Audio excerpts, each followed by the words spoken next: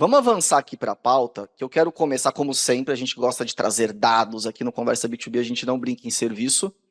E o Cláudio Souza, nosso querido editor, trouxe um dado super interessante que é do Moment of Trust do LinkedIn, que diz que 9 a cada 10 profissionais de marketing e vendas afirmam que estão desalinhados quanto à estratégia, processos, conteúdo e cultura. Eita dor antiga essa, hein, galera? E parece que continua doendo. Além disso, 87% dos líderes de marketing e vendas acreditam que o alinhamento dessas duas áreas permite um crescimento exponencial do negócio. Gil, queria te fazer uma pergunta. Esse tema de marketing e vendas alinhado, desalinhado, é clássico.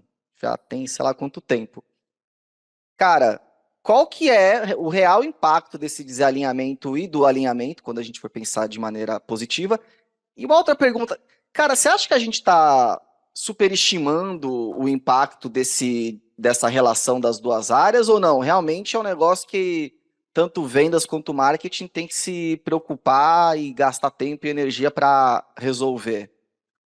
Enfim, qualquer zona de atrito tem que ser resolvida, assim, é inevitável porque isso perde energia, salvo condições em que existe uma gestão por conflito e tudo mais, que eu particularmente já vi, trabalhei em muitas empresas antes de estar aqui, um modelo antigo, né, que não se usa mais, mas até isso, né, era uma forma de gestão. Hoje em dia não faz o menor sentido. Sendo assim, é um tema que precisa ser trabalhado cotidianamente, né? É, eu acho que tem dois pontos aqui. Um que a gente discute aqui, mas acho que é importante comentar, porque a nossa audiência é feita de pessoas que estão em empresas pequenas, grandes, enormes e tudo mais, que o contexto da empresa conta muito para que isso aconteça ou não, né? Que é a liderança tem esse alinhamento, ou pior ainda, isso a gente conversei há pouco tempo com um colega sobre os incentivos, né? O incentivo dado à equipe comercial é em cima da venda feita, enquanto que a do marketing é volume de leads, ou seja, as coisas muitas vezes remam para lados opostos, né, e não no final. Sei que é difícil, né, no dia a dia das empresas colocar as metas e os KPIs, e, enfim, ter os OKRs, o que quer que seja, mensurar bem esse processo, mas eu acho que tem um descuido também ou um descuido nessa etapa de incentivo, ou de mensuração, ou de premiação, o que quer que seja, pode ser fatal para um alinhamento aqui, ainda que as áreas estejam interessadas em funcionar bem. Então, eliminada essa camada, que é uma camada em que nós aqui não tratamos, apesar de termos vivido, é um tema que eu acho que tem duas coisas que têm avançado para que isso aconteça de uma melhor forma. Primeiro, um protagonismo maior do marketing, né, no sentido de que a gente pode, como marketing, entrar em processos comerciais de uma maneira mais natural, né, do que, né, isso baseado muito em tecnologia, especialmente, que é o quê? Você hoje tem, né, como de uma maneira estruturada, né, criar um modelo por exemplo, de geração de demanda junto com a equipe comercial, criar os playbooks junto com a equipe comercial, mapear as origens, mapear onde converte mais, onde converte menos, criar os materiais adequados para cada, né, se tem 10 segmentos que você atende, o ideal é você ter, né, 10 abordagens diferentes, enfim, ajudar nesse processo inteiro, entrar no famoso Sales Enablement, que é uma discussão que a gente vê muito pouco no Brasil, com esse nome meio complicado, não sei muito bem como traduzir, não sei se o Edu e a Paula têm algo mais palatável, né? Mas eu acho que é um tema que aqui no Brasil a gente dá pouca atenção. Então, o que eu vejo sim, é um problema estrutural muitas vezes, de lá de cima, às vezes difícil de resolver. Agora, quem está aqui na pista, cara, faça uso de tecnologias, faça uso de estratégias conjuntas no sentido de desenhar junto essa estratégia, desenhar os processos junto, mensurar e, a partir disso, colher, né, os frutos dessa integração, porque, né, uma ação mal feita acaba descredibilizando o marketing, né, e e não ajudando vendas, um desperdício de dinheiro, e aí que gera aquele conflito, né? Legal, legal, Gil. Tem vários pontos aí, tanto na pergunta do Gui ou na tua fala também. Eu acho que, para exemplificar o clássico, né? A gente sempre fala, o marketing deve servir vendas. Eu já me peguei falando isso também, mas a gente resume o marketing só como geração de demanda. E, claro, o marketing tem um papel fundamental na empresa, construção de marca, autoridade, né, outros assuntos que a gente poderia abordar e vocês já abordam em outros episódios também. Mas quando eu olho na prática e você tem, por exemplo, uma reunião de forecast, né, onde você senta lá na sexta-feira com o teu time e marketing está junto e vendas fala, olha, eu tenho uma OP aqui que está parada no meu funil, mas é uma Perfeito. conta que faria diferença para a empresa. A receita dessa conta poderia bater nossa meta trimestral de receita. Não é legal o marketing chegar a olhar e falar, tá, mas o que a gente precisa para avançar essa oportunidade? Será que é um case mais próximo daquela vertical de negócio que é aquele cliente? Será que é um comparativo entre o produto que aquele cliente já usa, aquele prospect? Então, assim, isso é o marketing apoiando realmente vendas no sentido do processo, da operação, da estratégia, que eu acho muito legal.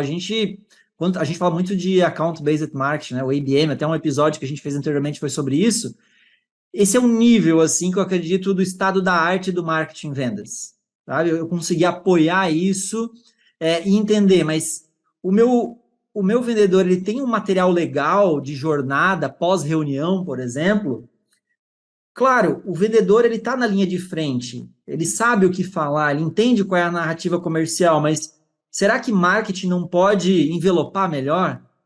Porque às vezes o vendedor está lá com um PPT apresentando uma proposta com uma Comic Sans, entendeu? Isso aí acabou com a taxa de conversão do comercial. Então, será que marketing está olhando para todos os pontos de contato do vendedor? Será que ele está conseguindo apoiar ele em todos esses pontos? Então, acho que eu vejo muito marketing em vendas, né? Não só esse ano, como foi tua pergunta, Gui, mas eu acho que a forma mais integrada é realmente a gente conseguir, claro, ajudar vendas com autoridade, né? Ajudar a trazer a audiência e uma audiência qualificada, mas ele tem que estar, assim, em operações também para entender e ver como ele pode gerar valor para o time de vendas no dia a dia.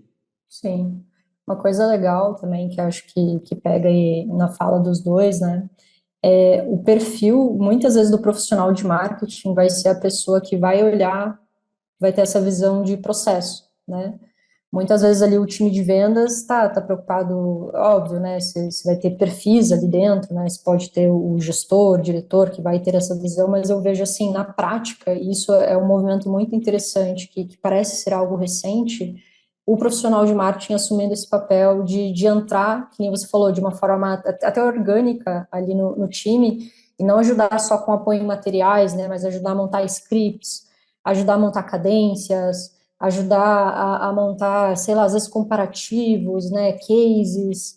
Então, isso é muito interessante, assim, eu não sei se pode ter muito a ver pela questão de tecnologia, né, até pelos temas de estudo, né, que tem trazido ultimamente, que se teve muito conteúdo sobre as próprias ferramentas de automação de marketing, muito conteúdo falando sobre estratégia, sobre branding, e acho que talvez já venha com esse DNA de trazer estratégia, processo, automação também para a área de vendas, então isso é muito interessante. E um outro negócio também dos KPIs, né, das métricas ali que você falou, que é bem legal, assim, no final das contas, né, a gente tem que entender que a linha final de qualquer negócio é venda. Se a empresa não for bem, né, todo mundo, digamos assim, vai perder os empregos, né, tá todo mundo ferrado, por assim dizer, né. Então, achar, pô, vou ficar no meu quadradinho e gerar leads, né, no final das contas você pensa, pô, é confortável por um lado, mas por outro, se você fica nesse comodismo, também a empresa deixa de ver valor naquela área ou naquele setor, né.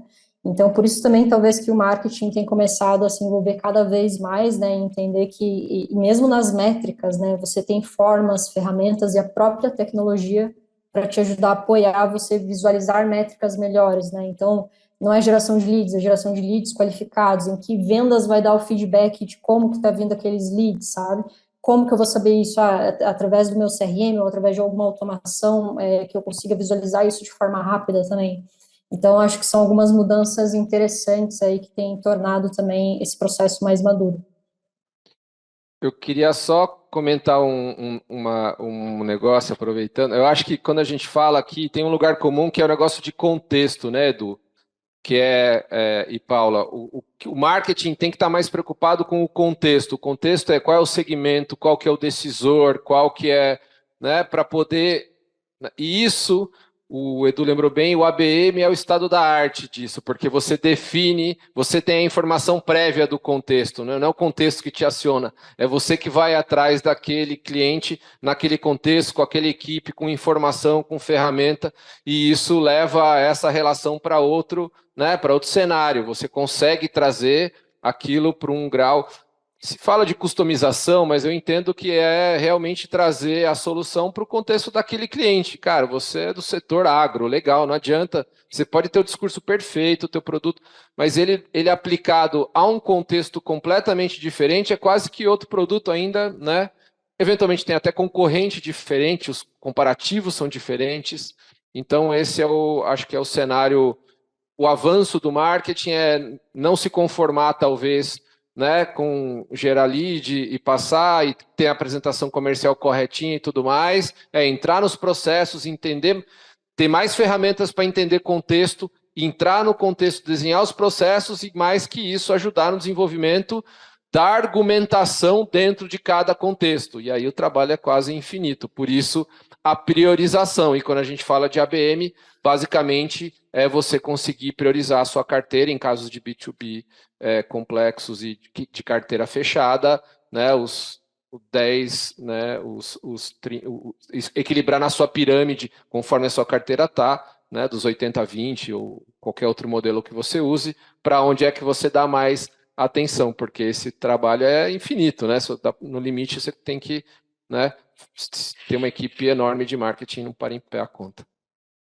Não, perfeito. E tem o contexto também da jornada de compra. Venda sempre vai querer uma oportunidade dentro da janela de compra.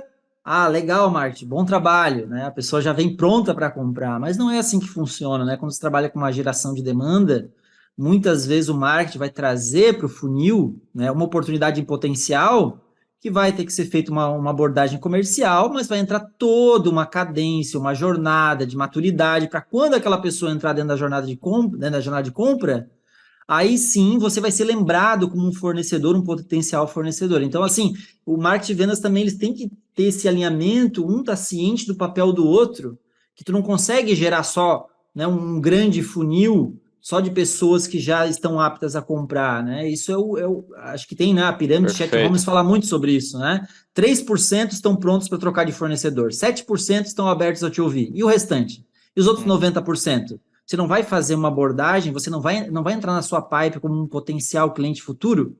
Então, a gente tem que ter muito esse entendimento, e a palavra que você usou ali, Gil, também é essa, é contexto. O marketing de vendas tem que alinhar e qual que é a abordagem dentro do contexto que eu vou ativar aquele cliente, o potencial cliente.